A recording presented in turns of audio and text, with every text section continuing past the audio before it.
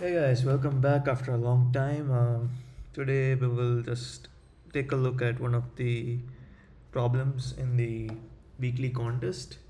So let's get started. This is like problem 3, number of integers with pop count depth equal to k, right? And so the problem basically states that we are given some numbers and we also have a definition of pop count depth. Let me check if I'm recording. Yeah. So pop count depth means that let's say I'll just go back to the board. Let's say you have a number like this, right? So this is 7, I think, right? So number of set bits is 3 in this. So you write down 3 here again. So 3 would be 0, 1, 1, right? So this is 7, this is 3. Number of set bits in 3 is 2. Okay, so let's write down 2. And number of set bits in 2 is 1. Okay, so let's write down 1. And then 1 will keep becoming 1 again, right? So we have to terminate the operation over here.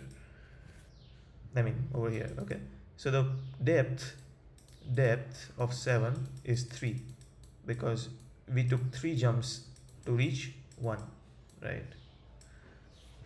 So yeah, that's what the pop count depth, that's the definition of pop count depth, right?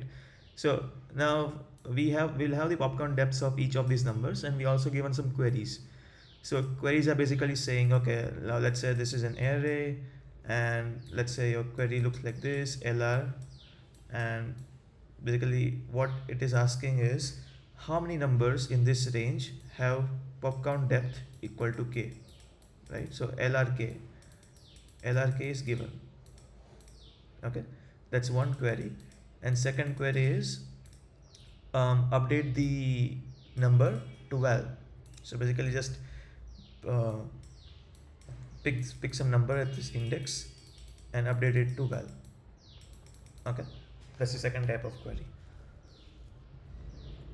So what we can do is we can obviously since it's a range query, like it's a perk kind of problem, right? So it's like a point update range query. So you can use a Fenwick tree or a segment tree to solve this problem.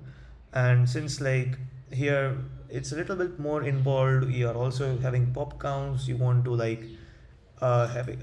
handle this particular kind of query where pop count depth is k, then basically you have some enhanced kind of nodes, right, in the segment tree, in the tree.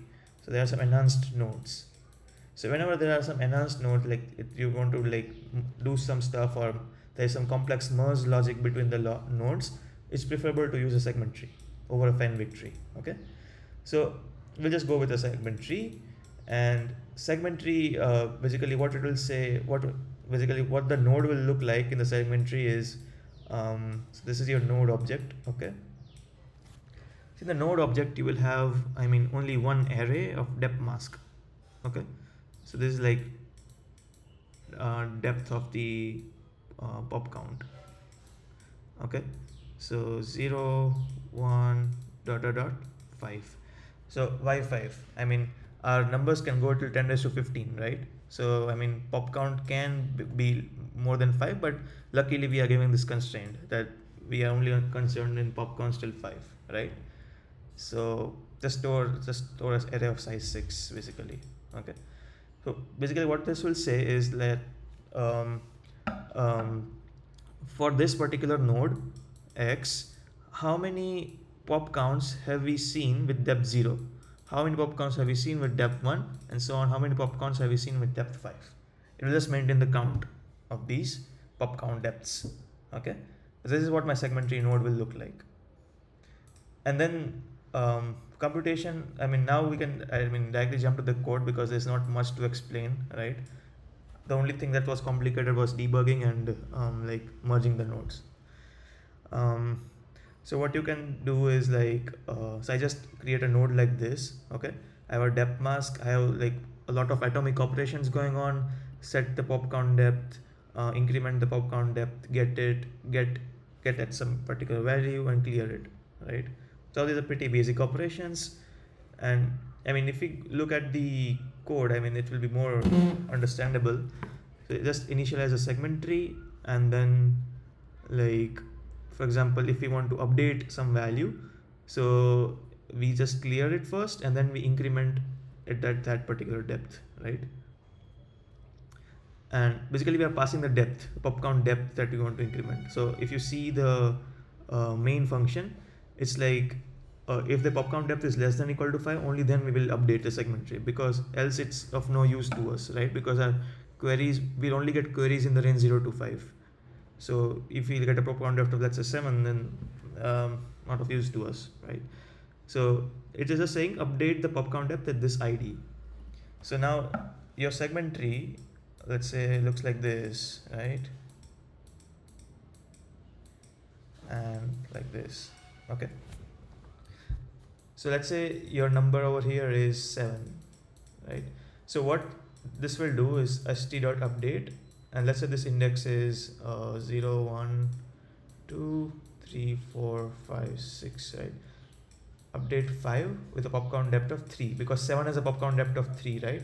And yeah, you can calculate pop count depth in logarithmic time using this simple function, like just make x equal to the pop count of x, right? And then just keep adding the depth. So it's very simple. So using that function, you'll get pop count depth of 7 as 3, and then segment tree update will look like this: str update 5, 3.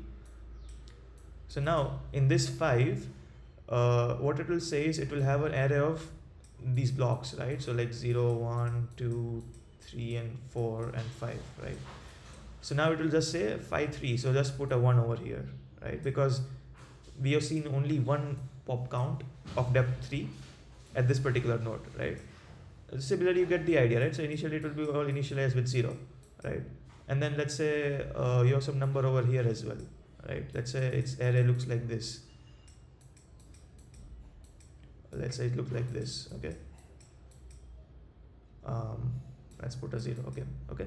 So all the leaf nodes will have exactly 1, 1, like exactly 1, 1 in this node array. And when you merge it, you just want to add these both arrays, right? So you get the total count of that particular range. So you just add it. So like 0, 1, 0, 1, 0, and 0, right? So this is what this node will look like, for example. So yeah, this is what that's how your segment tree will work basically, right? So whenever you want to query it, you will always have the count of that query, like in the range of L to R. It will be easy to, query it.